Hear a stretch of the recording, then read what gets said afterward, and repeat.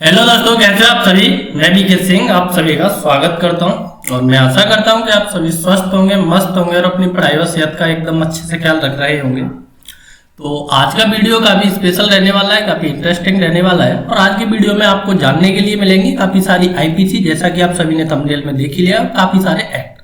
तो ये special UPSI के लिए है। अगर यूपीएसआई के अतिरिक्त कोई भी बॉय या गर्ल्स यहाँ पर इंफॉर्मेशन लेना चाहता है तो बड़ी आसानी के साथ यहाँ से आप इंफॉर्मेशन ले पाएंगे। क्यों? क्योंकि चाहे हमारी आईपीसी हो चाहे हमारे एक्ट हो, तो वो हमारे लिए ही बने हैं और उससे हमें कैसे कैसे डील करना है वो सारी की सारी चीज यहाँ पर अपन लोग सीख पाएंगे।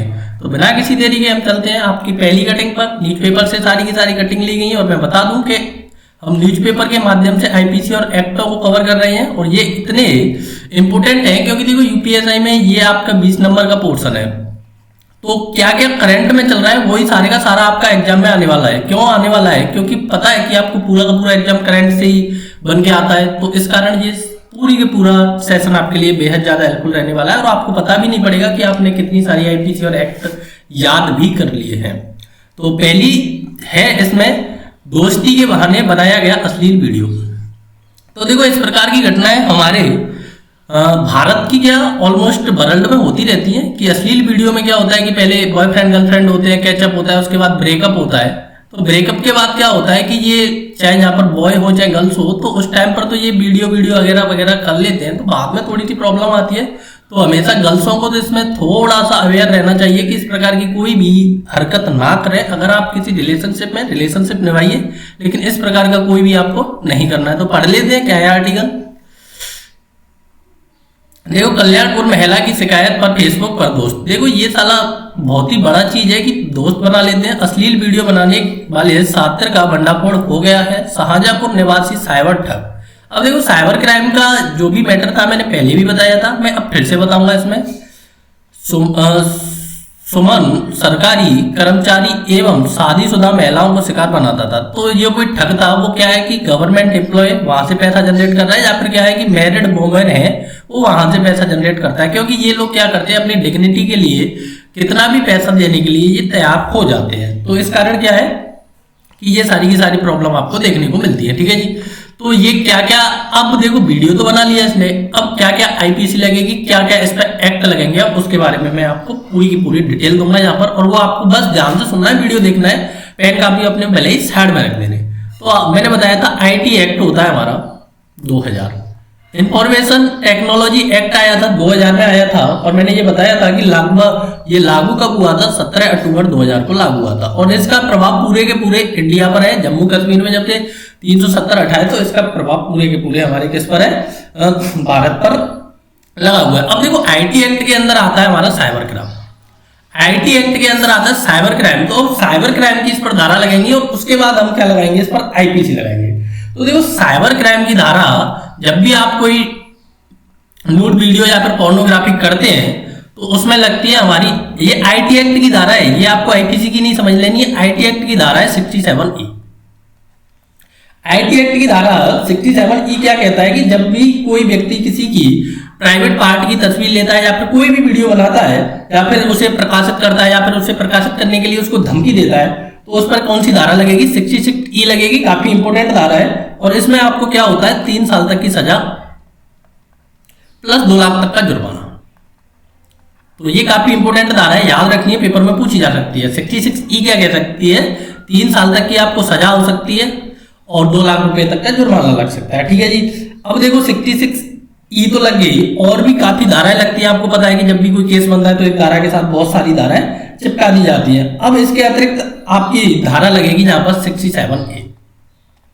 67A क्या कहती है? जब भी आप किसी इलेक्ट्रॉनिक माध्यम से किसी व्यक्ति का कुछ भी करते हैं जो बस आपके लिए क्या होना चाहिए? कामुकता भड़काने वाला होना चाहिए, तो उसकी जगह आपकी कौन सी धारा लगती है? 67A लग जाती है। 66E और 67EA ये किसकी धारा है? आईटी एक्ट की। अब बात करते हैं आईपीसी की। आईपीसी की इस पर इतनी धारा लगने वाली है कि आप सोच भी नहीं पाएंगे कि इस पर कितनी धारा चिपकने वाली है। तो आईपीसी की धाराओं में हम चलते हैं। तो पहली धारा लगेगी 406। 406 क्या है कि दूसरे व्यक्ति का विश्वास। अब देखो इसमें क्या होता है कि किसी व्यक्ति का विश्वास है या फिर आपने किसी पर भरोसा किया और वो किसी ने तोड़ दिया, तो इस प्रकार की इसमें 406 के बारे में धारा लगती है। क्योंकि उसने क्या करता है कि पहले किसी का विश्वास करते हैं। अब देखो फेसबुक पर फ्रेंड बनाए हैं तो उसने पहले इसको विश्वास दिया है, उसके बाद ही कोई वीडियो रिकॉर्ड की गई है या फिर बनाई गई है, तो इस पर आईपीसी कौन सी लगेगी, 406 लगेगी। उसके बाद कौन सी लगेगी, 420 लगेगी। छल किया है। अब देखो धोखाधड़ी का केस है ये, धोखाधड़ी छल करना और बेईमानी से बहुमूल्य संपत्ति के लिए प्रेरित करना, तो 420 है। और 415 क्या है, 415 में बताया गया है धोखाधड़ी, धोखाधड़ी, ठीक है जी, धोखाधड़ी। 415 आईपीसी 415 के अंदर दिया गया धोखाधड़ी का केस। 420 में छल करना और बेईमानी से बहुमूल्य संपत्ति को लेना, 406 लग गई। अब देखो इनके अतिरिक्त भी इस पर धारा लगेंगी, और वो धारा कौन कौन सी लगेंगी आप गौर करते जाना। 499 लगेगी अपहानि की, क्योंकि अपहानि हुई है, डिग्निटी गई है इसकी। अब देखो 499 के बाद धारा लगेगी 501। 501 में क्या है कि 499 में तो बताया गया है कि किस किस तरीके से आप किसी की अपहानि करते हैं। मतलब कहने का ये है कि अगर आप किसी की डिग्निटी को थोड़ा सा भी हर्ट करते हैं तो वहां पर 499 लगेगी, जिससे क्या होता है कि उसे समाज में रहने में थोड़ी सी भी दिक्कत आए। वो किसी भी प्रकार की क्या हो सकती है, अपहानि हो सकती है, चाहे छोटी भी हो बड़ी भी हो, किसी भी प्रकार की हो, अपहानि बोलते हैं या फिर इसे मानहानि बोलते हैं, ठीक है जी। जिससे किसी व्यक्ति का क्या हो कि मान में हानि आए तो उसे मानहानि बोला जाता है। तो इसमें बहुत सारे प्रकार की मानहानि होती है, किसी के मतलब नाम से गाली वाली देना, जितनी भी छोटी मोटी चीजें हैं जिससे किसी व्यक्ति के मान को थोड़ी भी हानि पहुंचती है, तो काफी लंबी धारा है, तो उसके बारे में ये लगेगी। अब देखो 501 और 500 आईपीसी में बात चल रही है सारी की सारी, बस आपको सुनते जाना है, लर्न अपने आप याद होती जाएगी, बस आपको न्यूज़पेपर आता है, बस थोड़ा सा गौर करते जाना है। अब देखो 500 में क्या है, आईपीसी 500 में मानहानि के लिए दंड है, ठीक है जी। तो मानहानि के लिए दंड है तो 500 लग जाती है इसमें। अब मानहानि के लिए दंड क्या है, या तो आपको सादा कारावास होगा, ये देखा जाएगा कि किस प्रकार की मानहानि है, या फिर 2 वर्ष तक का कारावास होगा, ठीक है जी। अब 501 आती है, 501 की बात कर लेते हैं। मानहानि जानी हुई बात को मुद्रित या उत्कीर्ण करना, मतलब आपको पता है कि इस चीज से मानहानि होगी और उसके बाद क्या कर दिया आपने, वो प्रेस कर दी या फिर क्या कर दी, पब्लिकली कर दी, ठीक है जी। तो उस केस में आपकी कौन सी धारा लगेगी, 501 लगेगी, ठीक है जी। तो आपको हमेशा प्रिपेयर रहना है। मैं हमेशा लड़कियों के लिए तो यही है कि कृपया करके ऐसी कोई भी हरकत ना करें कि जिससे बाद में थोड़ी सी भी दिक्कत आए, क्योंकि इन चीजों को डील करना बाद में आपके लिए बहुत ज्यादा क्रिटिकल हो जाता है, ठीक है जी। तो आईपीसीओ का मैं फिर से यहाँ पर रिवीजन कर देता हूँ, 499 लगेगी। और भी आईपीसी लगा सकते हैं आप इस पर, ये 292 लगा सकते हैं। इसमें क्या होता है कि कोई भी चीज हो जो आपकी ऑफेंसिव होती है, न्यूड होती है, उसको पब्लिकली करना या फिर प्रेस करना या फिर मुद्रित करना की जो बुक टाइप की होती है, तो उस टाइम पर ये है आपकी आईपीसी 292 लग सकती है, 293 लग सकती है। ये सारी की सारी आईपीसी आपकी इसी के लिए है कि जो भी कोई क्या होता है कि पोर्नोग्राफी हो या फिर कोई कामों का उत्तेजित करने वाली चीज हो, तो उसके लिए आपकी इतनी सारी आईपीसी लगती हैं। तो हमेशा आपको ध्यान रखना है। तो इसमें एक मामला है आईटी एक्ट का। आईटी एक्ट कब लागू हुआ वो चीज मैंने बताई, आईटी एक्ट की कौन कौन सी धारा लगी वो चीज मैंने बताई, और आईपीसी की कौन कौन सी इसमें धारा लगी मैंने वो चीज बताई, ठीक है जी। तो आपको ये सारी की सारी चीज बस एक बार रिवाइज कर लेनी है और कुछ नहीं करना है, ना तो आपको कोई नोट्स बनाने, बस वीडियो को देखते जाना है, एंजॉय करते जाना, ठीक है। नेक्स्ट है, देश का पहला स्मोक टावर प्रति सेकंड 1000 क्यूबिक हवा को शुद्ध करेगा। अब देखो इसका आईपीसी से कोई रिलेशन नहीं है, लेकिन ये न्यूज काफी अच्छी है कि दिल्ली आपको पता है कि वर्ल्ड की मोस्ट पॉपुलर कंट्री है, तो उसमें इस प्रकार का एक टावर बनाया गया है, स्मोक टावर है। तो ये क्या करेगा कि एयर को प्यूरिफाई करेगा। तो ये कल के लिए न्यूज़पेपर में करंट का क्वेश्चन हो सकता है कि स्मोक टावर कहां पर लगा हुआ है, ठीक है जी। चलते हैं नेक्स्ट पर। बिना विवेक के आदेश पारित कर रहे हैं इलाहाबाद व उत्तराखंड हाईकोर्ट। अब देखो बिना, ये किसने बोला है, सुप्रीम कोर्ट ने बोला है। शीर्ष अदालत बोलते हैं आप किसको, सुप्रीम कोर्ट को बोलते हैं। अब देखो बिना विवेक के पारित कर रहे हैं इलाहाबाद व उत्तराखंड हाईकोर्ट। जो भी कोई निर्णय है उसके हम बाद में बात करेंगे, लेकिन आपके लिए मैं पहले कुछ इंफॉर्मेशन है मैं वो देने की कोशिश करूंगा कि जब भी आप लोग पॉलिटी पढ़ते हैं तो सुप्रीम कोर्ट आता है, और सुप्रीम कोर्ट किस आर्टिकल के अंदर आता है मेरे भाइयों, आर्टिकल 124 के अंदर आता है। ये आपके लिए कल के लिए क्वेश्चन हो सकता है कि आर्टिकल 124 किससे रिलेटेड है, तो ये मेरे भाइयों सर्वोच्च न्यायालय से रिलेटेड है, सुप्रीम कोर्ट से रिलेटेड है। अब देखो सुप्रीम कोर्ट से रिलेटेड आपको जहां कहीं भी दिखे तो 124 ठोक देना है, उसमें भी काफी आर्टिकल है, 124 ए 124 बी। अब इसमें देखो सुप्रीम कोर्ट में क्या है कि आपके लिए क्या है कि जब भी आप अपॉइंट होंगे तो आपके लिए मैक्सिमम एज तो 65 है, लेकिन मिनिमम एज नहीं दी है, आप किसी भी एज में जाकर आप लग सकते हैं। तो 65 वर्ष की आयु के बाद क्या करेंगे, आप अवकाश ग्रहण कर लेंगे। अब देखो चीफ जस्टिस ऑफ इंडिया होता है उसकी सैलरी कितनी होती है? 2,80,000 होती है। और जो अदर जज हैं, जस्टिस ऑफ इंडिया है, तो उनकी कितनी होती है? 2.5 लाख होती है। ठीक है जी। तो ये कभी कभी सैलरी भी आपकी पूछ ली जाती है। आर्टिकल मैक्सिमम एज और मिनिमम एज कुछ नहीं है। अब देखो क्या क्या है सीजीआई बनने के लिए, क्या क्या चीजें, तो ये थोड़ा सा आपको इंटरनली जाकर देखना पड़ेगा, लेकिन मैं थोड़ा थोड़ा चीजों को रिवाइज करा दूंगा। अब देखो, अब हाईकोर्ट आता है। हाईकोर्ट के लिए आपको क्या है? आर्टिकल 214 याद रखना है। ठीक है जी। बस इसी में थोड़ा सा हेर फेर कर देना है। आर्टिकल 214 और आर्टिकल 124। अब देखो हमारे भारत में कितने हाईकोर्ट है? 25 हाईकोर्ट है। और 25 के 25 तो मैं यहाँ पर रिवाइज नहीं कराऊंगा, बस पूछ लिए जाते हैं कभी कभी कि कितने हाईकोर्ट है। देखो यहाँ पर भी मिनिमम एज कुछ नहीं है, मैक्सिमम एज कितनी है? 62 है। ये याद रखना है आपको। ठीक है जी। यहाँ पर 65 है और यहाँ पर कितनी है? 62 है। ये प्रस्तावित है, 65 होने के इसके चांसेस है। काफी टाइम से ये पेंडिंग में चल रहा है। तो ये है। अब इतना समझा पाया हूं, मैं आशा करता हूं कि आप समझ पाए होंगे। तो आर्टिकल क्या है, अब उस पर हम थोड़ी सी नजर डालते हैं। तो देखो सुप्रीम कोर्ट का कोई इसमें ये है, न्यायमूर्ति चंद्रचूड़ और न्यायमूर्ति एस के साथ ने कहा कि हमने देखा है कुछ, देखो ये है इसमें केस, मैसर्स न्यारगा इंफ्रास्ट्रक्चर बनाम महाराष्ट्र राज्य के बाद में मामला खारिज करने की याचिका पर सुप्रीम कोर्ट की टिप्पणी। ठीक है जी। तो इसमें धारा आई है 302। अब देखो धारा 302 क्या होती है, उस पर हम विचार करते हैं। धारा 302 का विवरण देख लेते हैं। जो कोई व्यक्ति किसी की हत्या करता है तो उसे मृत्यु दंड या आजीवन कारावास के साथ आर्थिक दंड से दंडित किया जाता है। तो देखो हत्या दी है किसमें? आईपीसी 300 में। हत्या के लिए दंड क्या है? ये है आईपीसी 302। ठीक है जी। तो लागू कब होता है ये अपराध? किसी की हत्या कर दी, सजा क्या है? मृत्यु दंड या आजीवन कारावास। ये देखा जाएगा कि किस प्रकार से आपने हत्या की है और किस प्रकार लेवल की हत्या है, प्लस आर्थिक दंड। ठीक है जी। तो हत्या आपके लिए किसमें डिफाइन है? 300 में। मर्डर बोलते हैं आप इसे, और उसके लिए दंड क्या है? 302 है। ठीक है जी। तो ये इस प्रकार का कोई केस है। अब देखो आपको 302 देखते ही धारा 302 के तहत तो ये चीज आपको दिखनी चाहिए कि 302 में क्या है और 302 कब लगती है, और ये सुप्रीम कोर्ट और हाई कोर्ट का क्या चक्कर है वो भी मैंने आपको समझा दिया। ठीक है जी। नेक्स्ट आर्टिकल है हमारा, पीड़ित माता पिता को हाई कोर्ट जाने की सलाह दी सुप्रीम कोर्ट ने।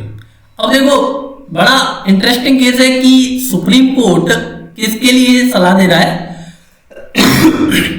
हाई कोर्ट जाने के लिए सलाह दे रहा है। ऐसा कब होता है कि सुप्रीम कोर्ट हाई कोर्ट जाने के लिए भी सलाह दे सकता है? क्योंकि आपको पता है कि हमारे देश का सर्वोच्च न्यायालय किसे बोलते हैं? सुप्रीम कोर्ट को बोलते हैं। तो ऐसे भी केस आ सकते हैं, तो आपको देख लेना है। अब देखो इसमें केस क्या है, मैं आपको उस केस के बारे में बताता हूं। तो देखो ये क्या है, हेडिंग क्या है, इस केस में क्या है, हमें इससे कोई लेना देना नहीं है। लेना देना तो है, लेकिन मैं इसमें वो चीज उठाता हूं जो हमारी आईपीसी और जो एक्ट हो, आईपीसी और एक्ट। अब उसमें आपको आर्टिकल में ये देख पा रहा होगा, अपहरण, बलात्कार और हत्या। 5 साल की बच्ची है तो पॉक्सो तो लगेगा ही लगेगा मेरे भाइयों।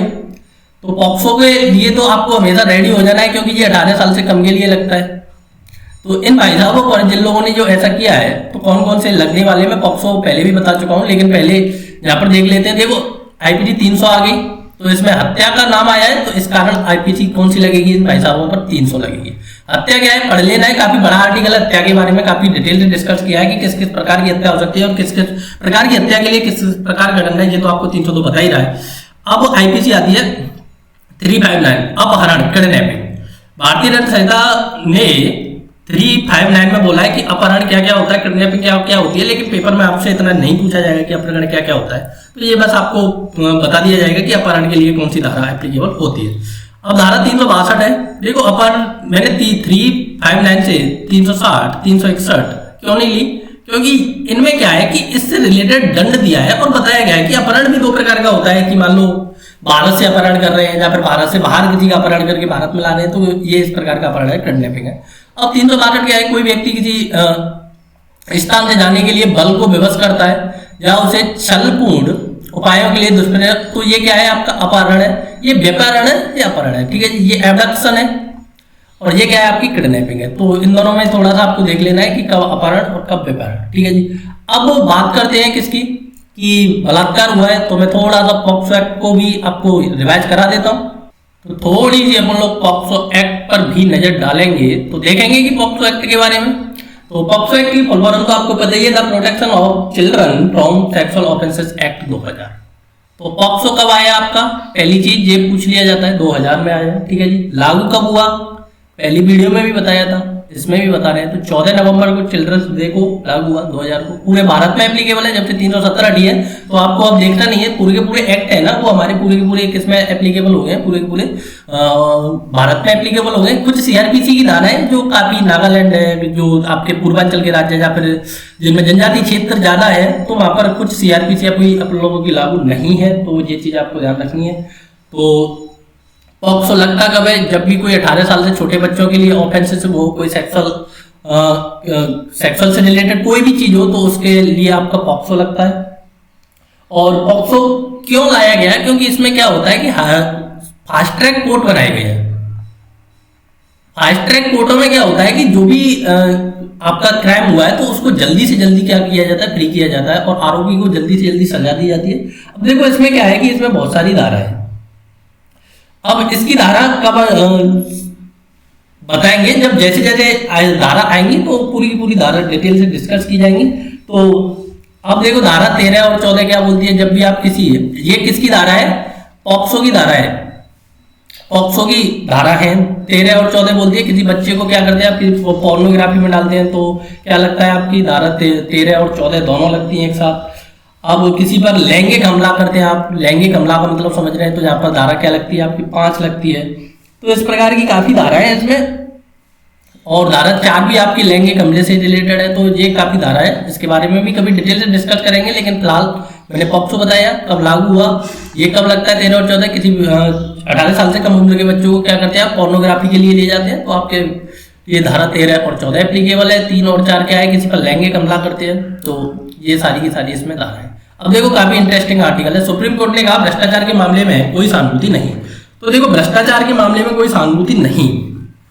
अब इसमें आप देखेंगे कि पहला पहला वर्ड आ रहा है, और वो पहला पहला वर्ड क्या है कि भ्रष्टाचार निवारण कानून। अब भ्रष्टाचार निवारण कानून क्या है, और उसमें देखेंगे कि आप देखो भ्रष्टाचार कानून निवारण 1988 की धारा 3 और 13(2) के तहत। अब देखो जो भी आर्टिकल है आपको पढ़ना है, लेकिन मैं इसमें से क्या बताऊंगा, धारा 3 क्या है और धारा 13 क्या है। अब किसकी बात हो रही है, भ्रष्टाचार कानून निवारण एक्ट की बात हो रही है, और ये यूपीएसआई में दिया हुआ है आपका, तो ये हमारे लिए बेहद ज्यादा इंपॉर्टेंट है। तो भ्रष्टाचार कानून एक्ट कब लागू हुआ, जिसे बोलते हैं the prevention of corruption act, ठीक है जी, ये देख लेना है आपको 1988। The prevention of corruption act है आपका 1988। तो इसकी सेक्शन 7 क्या है, सेक्शन 13 क्या है, तो पहले वो देख लेते हैं सेक्शन 7 क्या है और सेक्शन 13 क्या है, उसके बाद हम इसमें देखेंगे कि क्या क्या इसमें चीज है। देखो सेक्शन 7 कहता है the public servant taking gratification other than legal remuneration in respect of official act.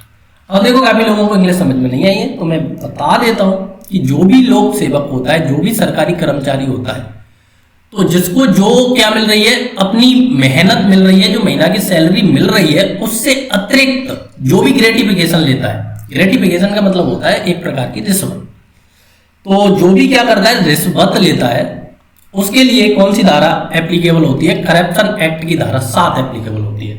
अब इसमें देखेंगे कि धारा 7 क्या है कि जो भी पब्लिक सर्वेंट होता है क्या लेता है, रिश्वत लेता है, तो वो किसके अंतर्गत आता है, धारा 7 के अंतर्गत आता है। और इसमें एक अच्छा सा कोई भी आप एग्जांपल ले लीजिए, जैसे कि मान लीजिए आपने क्या करना है कि आपकी बाइक पकड़ ली रोड पे जाते टाइम, किसी ट्रैफिक पुलिस वाले ने तो वो 100 रुपए में छोड़ दी, लेकिन उसने क्या नहीं किया, चालाना नहीं काटा, तो ये भी एक प्रकार की क्या है, रिश्वत है। आपने क्या है कि राशन कार्ड बनवाना है, राशन कार्ड के लिए जो भी आपसे मान लो कि उसने 50 रुपए बनाने के लिए डिमांड की, क्योंकि राशन कार्ड फ्री में बनते हैं, तो ये 50 रुपए क्या है, रिश्वत है। तो रिश्वत का जो भी काम आए आपको हमेशा याद रखना है कि the prevention of corruption act होता है हमारा 1988 और उसकी धारा 7 एप्लीकेबल होती है। जब भी आप किसी को रिश्वत देते हैं तो आपके दिमाग में बस केवल और केवल एक ही ख्याल आना चाहिए, ये क्या है, आपकी धारा 7 है। ठीक है जी, अब धारा 13 की बात करते हैं कि धारा 13 क्या है। देखो धारा 7 काफी अच्छी है और ये काफी बार पूछी तो नहीं गई है, लेकिन इसके पूछने की पूरी संभावना है। अब देखिए सेक्शन 13 क्या है, criminal misconduct by a public servant. तो क्या है कि किसी लोक सेवक द्वारा आपराधिक अवचार, लोक सेवक द्वारा आपराधिक क्या है, अपराधिक अब देखो ये आपराधिक अत्याचार मैंने लिख तो दिया कि, और इसको कैसे डिफाइन करेंगे कि आपराधिक अत्याचार क्या होता है। कि मान लो कि लोक सेवक है कोई, लोक सेवक का मतलब यहाँ पर सरकारी एम्प्लॉय होता है, ठीक है जी। तो कोई भी लोक सेवक है, मान लो कि ये यूपीएसआई ही है और इसके लिए अथॉरिटी है कि आपको एक थाने का पूरा भाग संभालना है। अब ये क्या कर रहा है कि उस अपनी जो पावर मिली है उसका यूटिलाइज गलत तरीके से कर रहा है, गलत कामों के लिए कर रहा है, तो ये क्या है आपका आपराधिक अत्याचार होता है। तो ये किसके सेक्शन के अंतर्गत आता है? सेक्शन 13 के अंतर्गत आता है। किसका है? The prevention of corruption act. ये भूल नहीं जाना है, हमेशा आईपीसी नहीं टोक देनी। आईपीसी सेक्शन 13 अलग बोल रहा है, सेक्शन 7 वहां पर अलग होगा, ठीक है जी। तो कोई भी लेख सेवक बोला जाए कि अपने कामों को सही से नहीं कर रहा है तो उसके लिए आपके सेक्शन 13, और लेख सेवक के लिए अगर रिश्वत का काम आता है तो सेक्शन 7, ठीक है जी। नेक्स्ट आर्टिकल है ताजिया जुलूस के खिलाफ 130 के खिलाफ मामला। अब मेरे भाइयों ताजिया क्या होता है ये चीज आपको पहले समझनी है कि ताजिया देखो एक सिया मुसलमानों का मुहर्रम का एक त्योहार होता है, और इसमें ये क्या करते हैं, ये ध्यान रखना है कि ये सिया लोगों का होता है, सिया क्योंकि सिया सुन्नी दो मुस्लिम लोग होते हैं। और ये मुहर्रम का त्योहार है, इसमें क्या करते हैं, ये पूरे के पूरे एक मंथ को अपने गम के लिए गुजारते हैं। और उसमें क्या है कि मुहर्रम में आपने देखा होगा कि काफी सारे लोग एक साथ जुलूस निकालते हैं और उसमें अपने आप को पीटते जाते हैं। इस प्रकार आपने पुरानी पिक्चरों में देखा ही होगा। तो इस पे इन लोगों पर ये 130 लोग हैं, इन पर मामला क्यों लगाया गया? क्योंकि मध्य प्रदेश में ये जुलूस निकाला जा रहा था, तो कोविड-19 का क्या हो रहा था, नियमों का उल्लंघन हो रहा था। तो इस कारण इन जुलूसों पर क्या लगाया गया कि मामला दर्ज किया गया। तो बस आपको इतना देखना है कि 130 लोगों पर मामला दर्ज हो गया। अब देखो ये तो है नहीं कि 130 लोगों को उठाकर पुलिस कहां पर ले जाए, जेल में ले जाए, होता है, लेकिन इतनी हमारी भारत की जेल ऑलरेडी इतनी भरी हुई है, तो ये भी पॉसिबल नहीं है कि 130 लोगों को उठाकर जेल में ले जाया जाए। तो पढ़ लेना है, आर्टिकल काफी अच्छे से लिखा हुआ है, लेकिन इसमें क्या है, धारा 188, 186 और 269। तो इन तीनों की तीनों धाराओं को डिटेल से देखेंगे। आईपीसी हमारी क्या है, 188। ये क्या बोलती है, भारतीय दंड संहिता की धारा 188 के अनुसार किसी भी पब्लिक सर्वेंट द्वारा जारी किए गए ऑर्डर्स को ना मानने के खिलाफ। इसमें क्या है कि जो भी पुलिस है, इन लोगों ने पहले इन लोगों को लिए रोका, लेकिन ये लोग नहीं माने पब्लिक सर्वेंट की अवज्ञा की। तो पब्लिक सर्वेंट की अवज्ञा का पालन नहीं करने के लिए कौन सी धारा लगती है आपकी, 188 लगती है। तो जब भी कहीं आप लोग जाएं तो जो भी पब्लिक सर्वेंट है या फिर कोई भी पुलिस है या फिर कोई भी पब्लिक सर्वेंट हो एनी प्रकार का, अगर वो आपसे कुछ लीगल वे में बात करता है, कुछ अच्छा करने के लिए करता है, तो आपको मानना चाहिए। अगर नहीं मानेंगे तो आपके लिए धारा 188 क्या हो जाएगी, लगा दी जाएगी, ठीक है जी। तो इसमें क्या है, तो उसको जेल की सजा या जुर्माना या फिर दोनों हो सकते हैं, ठीक है जी। तो और नेक्स्ट धारा है 186 क्या है कि लोक सेवक के लोक कृत्यों के निर्वहन में बाधा डालना। तो लोक सेवक के लोक कृत्यों के निर्वहन में बाधा डालने का मतलब क्या है कि उस टाइम पर पुलिस है वो अपना काम कर रही थी, लोगों को कोविड-19 की प्रोटोकॉल से क्या कर रही है, क्योंकि यहाँ पर देखो लॉकडाउन है, जो भी चीज है, तो इनको क्या होता है कि स्टेट गवर्नमेंट का अलग होता है, सेंट्रल गवर्नमेंट का अलग होता है। तो ये क्या कर रहे हैं कि अपनी स्टेट गवर्नमेंट के नियमों को फॉलो कर रहे हैं, लेकिन ये लोग क्या कर रहे हैं, ताजिया जुलूस वाले उन नियमों को क्या कर रहे हैं, उल्लंघन कर रहे हैं। तो इस कारण वो तो पुलिस तो अपना लोक कार्य कर रही है, लोक सेवा के कर्तव्य का निर्वहन कर रही थी, लेकिन वो लोग क्या कर रहे हैं, उसमें बाधा डाल रहे हैं, ठीक है जी। अब बात आती है 269 की, पढ़ लेते हैं। जो कोई विधि विरुद्ध रूप से या उपेक्षा से ऐसा कोई कार्य करेगा जिससे कि उसको यह जानता है या कि विश्वास करता है का कारण रखता है कि जीवन के लिए संकटपूर्ण किसी रोग का संक्रमण फैलना संभाव्य है। अब देखो ये सीधा सीधा आईपीसी में लिखा हुआ है। तो जहां कहीं भी कोविड-19 के प्रोटोकॉल का आपको पालन होते नहीं दिख रहा है, तो आपके दिमाग में बस 3 धारा आनी चाहिए कि 188 कोई भी लोक सेवक की नहीं मान रहा, 186 पुलिस के काम करने में अड़चन डाली जा रही है, ठीक है जी। अब और ये धारा है आपकी 269 कि आप ऐसा कार्य कर रहे हैं कि जिससे क्या है कि संक्रमण फैल सकता है। तो आज का डिस्कशन इतना ही है। तो जिन लोगों को ये सेक्शन अच्छा लगता है तो उन लोगों को कमेंट जरूर करना है। तो वीडियो देखने के लिए धन्यवाद। Thank you for watching, take care, bye bye.